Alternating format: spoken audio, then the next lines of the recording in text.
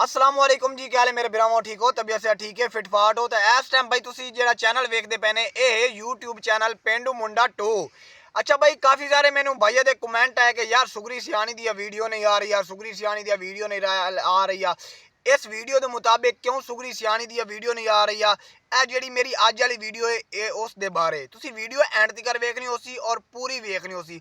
ਸੁਗਰੀ ਸਿਆਣੀ ਨੂੰ ਫਿਰ ਦੁੱਖ ਹੋਇਆ ਸੁਗਰੀ ਸਿਆਣੀ ਦੇ ਨਾਲ ਕਿਉਂ ਹੋਇਆ, ਤੁਸੀਂ ਮੇਰੀ ਵੀਡੀਓ ਐਂਡ ਤੱਕ ਵੇਖੋ, ਉਸ ਤੋਂ ਬਾਅਦ ਹੀ ਤੁਹਾਨੂੰ ਸਮਝ ਆਉਂਦੀ। ਅੱਛਾ, ਵੀਡੀਓ ਸ਼ੁਰੂ ਕਰਨ ਤੋਂ ਪਹਿਲੇ ਮਿਹਰਬਾਨੀ ਕਰਕੇ ਜਿਨ੍ਹਾਂ ਮੇਰਾ ਚੈਨਲ ਸਬਸਕ੍ਰਾਈਬ नहीं ਕੀਤਾ ਹੋਇਆ, ਮਿਹਰਬਾਨੀ ਕਰਕੇ ਮੇਰਾ ਚੈਨਲ ਸਬਸਕ੍ਰਾਈਬ ਕਰ ਲਓ, ਵੀਡੀਓ ਨੂੰ ਲਾਈਕ ਕਰ ਲਓ ਔਰ ਸ਼ੇਅਰ ਜ਼ਰੂਰ ਕਰੋ, ठीक है। चल भाई करते हैं स्टार्ट। सब तो पहले कि सुगरी सियाणी रचनावी टीवी ते तो इस चीज़ का इल्म है भाई, काम करती रही, लेकिन कुछ मसले मसैल की वजह तो उस चैनल तो वो चली गई।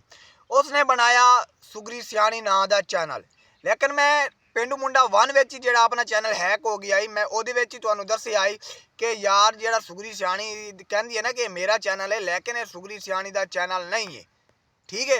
वाकया तुसी कुछ बंदियां ने मेरी ज़बान ते इतबार किया, यकीन किया, लेकिन कुछ भाइयों ने मेरी ज़बान ते यकीन और इतबार ना किया। मैं तुहानू आख्या ही कि जेड़ा ये चैनल है ना सुगरी सियाणी, ये जनाब है काला ब्रांड साहिवाल दा मुंडा वा, ठीक है। टिकटॉक लाइव तो बंदा वा, ये ओदा है पिया, लेकिन काफ़ी सारे भाइयों ने मेरी इस गल का यकीन ही नहीं किया। लै भाई आज तुहानू यकीन करना पौंदी इस चीज़ का, तो तुहानू भाई इल्म हो ही गया है कि वीडियो सुगरी सियाणी चैनल तो नहीं आ रही। सुगरी सियाणी का जेड़ा चैनल का नाम रखा गया ही, असल वो ना ही हुण चेंज हो गया। तुसी सर्च करो हसदा वसदा पंजाब, ठीक है। हसदा वसदा पंजाब उस चैनल का नाम रखा गया जनाब।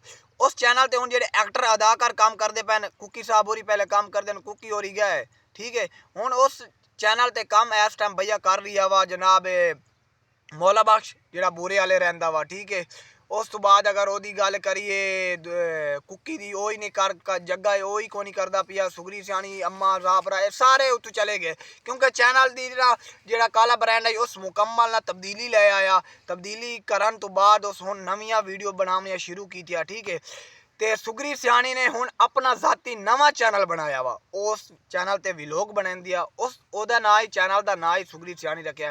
इन्हां दे दरमियान कोई पता नहीं की मामला तो काला ब्रांड और सुगरी सियाणी दे, इस चीज़ का तो मैनू नहीं इल्म, लेकिन सुगरी सियाणी का जेड़ा चैनल आई ओरिजिनल हुण बना वा, जिंदे तकरीबन 7-8 हज़ार सबसक्राइबर आ, लेकिन जेड़ा पहले वाला चैनल आई वो हसदा वसदा पंजाब ओदा नाम रखा गया है। सुगरी सियाणी दा नवेकला चैनल नहीं है, ठीक है।